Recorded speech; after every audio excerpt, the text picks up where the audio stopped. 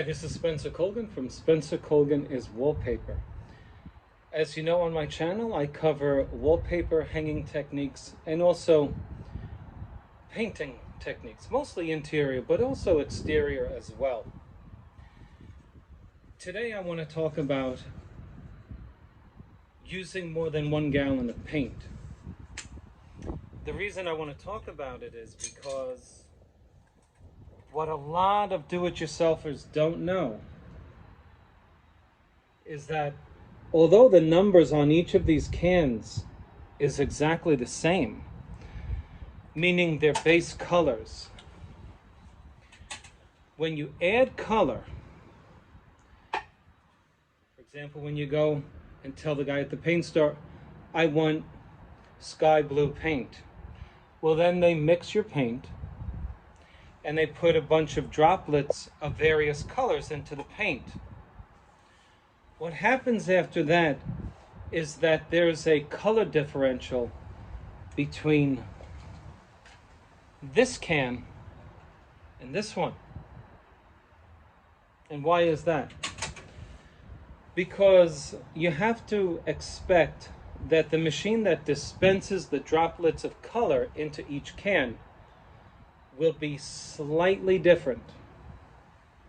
And this slight difference manifests itself in a color differential between one can to the next. So, if you paint your room, let's say altogether you need 3 gallons of paint. That's a pretty big room. But let's say you needed 3 gallons of paint for your entire room, the walls and the closets, etc.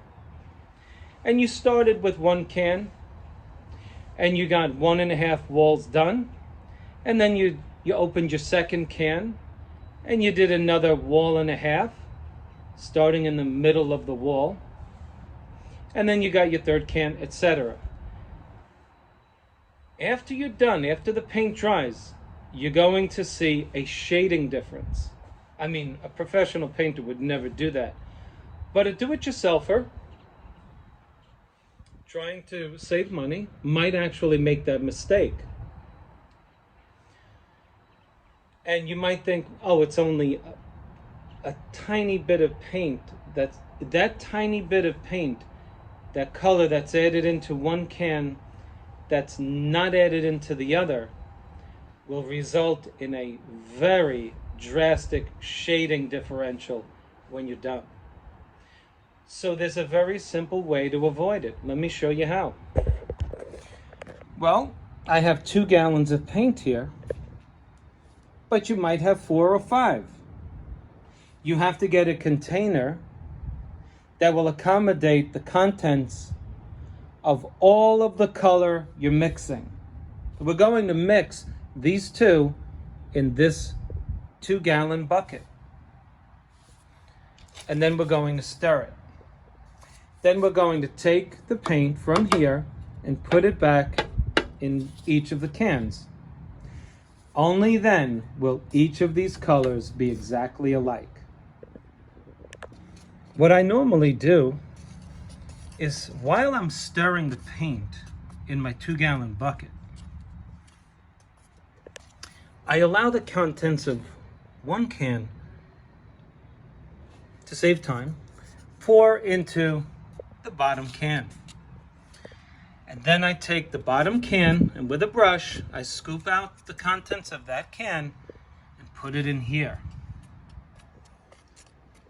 Then, and only then, will this color be homogenized. You're integrating the colors to form one color. And this process is called boxing. Boxing your paint. If you don't think that you have to dump all of the contents out, let me just show you how much paint is down at the bottom of this can. That's more than 8 ounces of paint. And so you want to make sure that you get all of your paint mixed together by making sure all of the paint comes out from each can into the 2-gallon bucket. After I have scraped down the sides and gotten the contents of the bottom into this 2-gallon bucket, my paint has not been rendered homogenized until I get this paint out, because I need to put it back in these cans. When you're sure you've stirred it enough, bringing the bottom up to the top for at least 2 minutes, and I'm talking about paint that has already been mixed by the paint store. If you don't start painting right away, your paint is not mixed. So you want to stir it well. Please do not overlook this step. You might have a problem on your wall and say, why is it blotchy? Well, the problem might be a very simple solution, which is that you did not stir your paint properly. Okay, let's pour it back into the cans and complete the process of boxing. Now my contents from my 2-gallon bucket is put back into each can. And usually the first thing you're going to start doing anyway when you're painting a room is to cut. Let me just tell you that this bucket, this 2-gallon bucket here, is an excellent cut bucket. You see all the residual paint in there? Don't worry, it's already mixed. You don't have to get that out and put it into these cans. So when you're cutting, it's a good thing to have a nice sized bucket.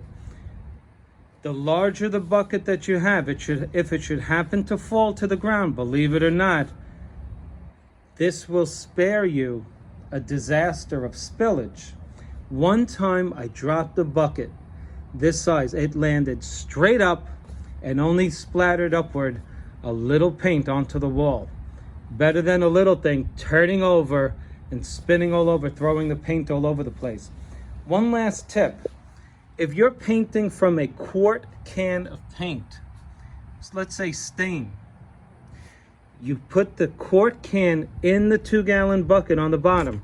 If this should happen to fall over, this bucket is going to protect whatever surface over which you're painting.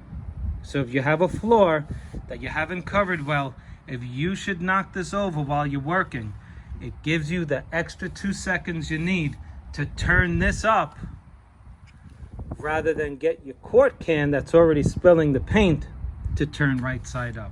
The bigger the bucket, the better it is, especially when you're painting in a tight space. So if you have to put a little can in there, there's a bigger center of gravity when you put the little can in the big bucket. Okay, that's your tip on mixing paint. Happy painting. See you on the next video. Hey, if you like my video on boxing paint, please click on like and subscribe to my channel. I'm in the middle of doing a painting series in a house that I'm working on in Brandon, Florida. When I'm done, I have the permission of the homeowner to show you the house, how beautiful it is, and it's for sale. So I'll give you the address in case one of you is interested into moving into the Tampa Bay area. Thanks for watching my videos. Please subscribe if you haven't already, and thanks for your support.